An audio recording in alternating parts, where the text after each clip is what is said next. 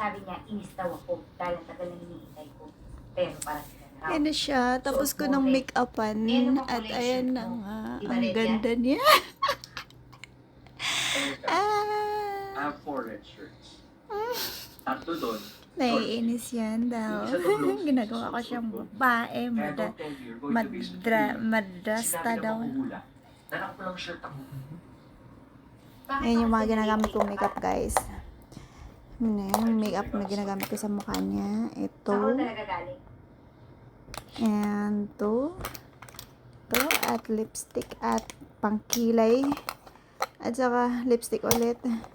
Hindi naman nagamit lahat yun, guys. Kasi isa lang lipstick pin nilagay ko. Tapos yan. Powder. Pang anti-mantika sa mukha. She love. At blush on. Ayan lang.